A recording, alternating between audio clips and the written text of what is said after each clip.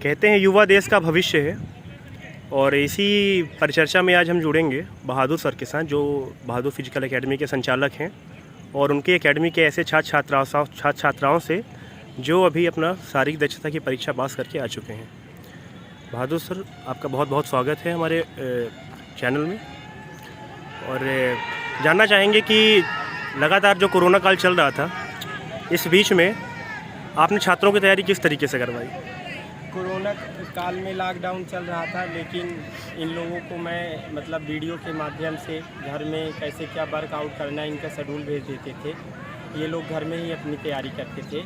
अभी जैसे ही लॉकडाउन खुला है तो 20 से 25 दिन में मैंने नितेश की तैयारी करवाई। इनका भी रुड़की में फिजिकल था, जिसमें ये 100 में 100 फिजिकल मार के हमारे एकेडमी का नाम रोशन किए। इनको बहादुर फिजिकल एकेडमी की ओर से ढेर सारी शुभकामना और बधाई। इनके हम लगातार फिजिकल ऐसे निकलवाते रहेंगे और निश्चित तौर पर इनको मैं सफलता भी दिलाऊंगा। ये हमसे सिर्फ जुड़े बस रहे हैं। ऐसे देखने में लग रहा है इनकी उम्र काफ़ी कम है। कितनी उम्र है आपकी? 19 वर्ष। तो सर को आपने कब इस संस्था को ज्वाइन किया था? सर को मैंने पहले तो जनवरी में ज्वाइन किया था, उसके बाद फिर धीरे धीरे हॉस्टल में था, 12th की मेरी प्रिपरेशन कर रहा था तो फिर बंद कर दिया था। फिर अभी लॉकडाउन के बाद सर रेगुलर 2 महीने से। जैसे आप अभी आर्मी की भर्ती पास करके आ चुके हैं, तो हमारे साथ नए लड़के भी जुड़ते हैं, कुछ डायरेक्ट जुड़ जाते हैं, कुछ ऑनलाइन के माध्यम से जुड़ते हैं।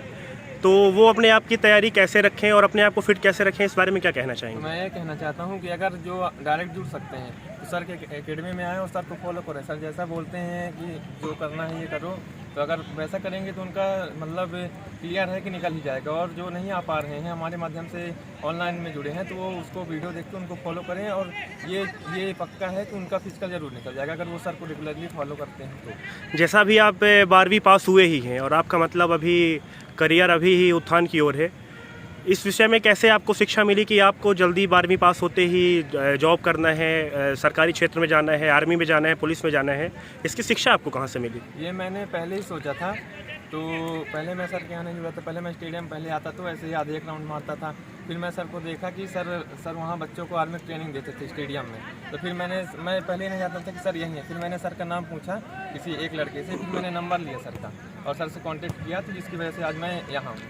अच्छा, अभी आप जैसे यहाँ पे शारीरिक दक्षता की परीक्षा की सभी कोई ट्रेनिंग लेते हैं, तो जैसे अभी आप रुड़की में भर्ती गए थे और बहुत कम समय में ही अपने आपका सिलेक्शन हो गया है, इस विषय में जो सर का क्या योगदान रहा है? इस विषय में तो मैं पूरा बोलना चाहता हूँ कि पूरा योगदान सर का ही है कि सर की वजह से मैं पहले स्टेडियम में आधे से एक से 2 राउंड मेरा कंप्लीट नहीं लगता था।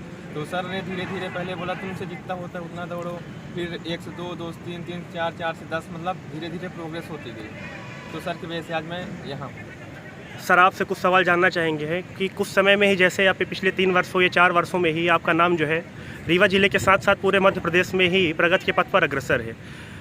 ऐसा क्या आप बच्चों को कोऑर्डिनेट करते हैं, क्या ऐसा दे देते हैं कि इनका सिलेक्शन जल्दी से जल्दी 10वीं पास, 12वीं पास, 16 साल, 17 साल, इतने कम उम्र में हो रहा है? इसके बारे में आप क्या कहना चाहेंगे?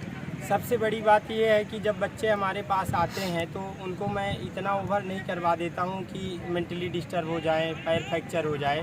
सबसे बड़ी बात यह है कि हमारे एकेडमी में आते हैं तो कॉन्फिडेंस इतना ज़्यादा मैं भर देता हूं कि चाह कर भी अनफिट होने की बजाय फिट हो जाते हैं।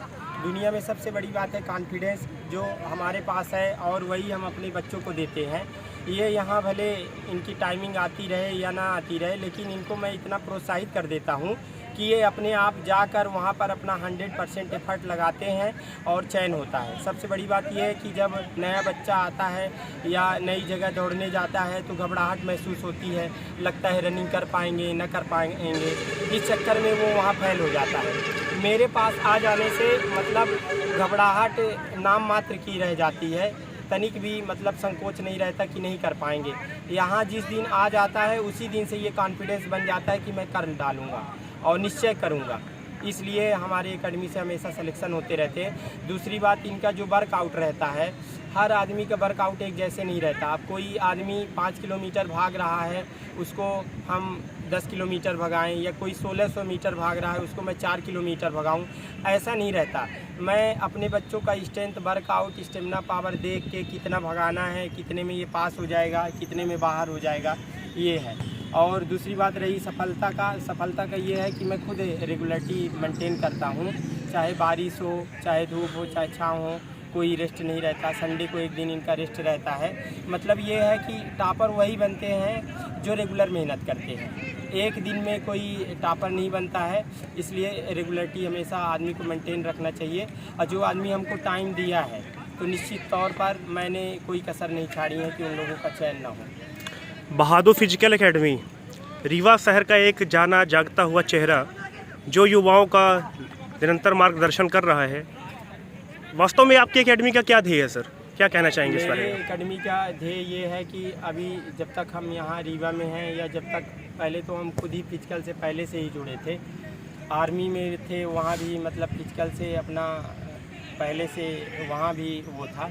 तो जब तक मैं यहाँ रीवा में हूँ तो मेरा ध्येय यही है कि अगर कोई पेपर निकाल लिया है और मेरे पास आया है तो मेरा ये फ़र्ज़ बनता है कि उनको मैं एक नौकरी तो पक्का दिला दूँ। अच्छा, बहादुर सर आप लोग के साथ इतनी मेहनत कर रहे हैं, उनके लिए एक बार जोरदार तालियां। धन्यवाद।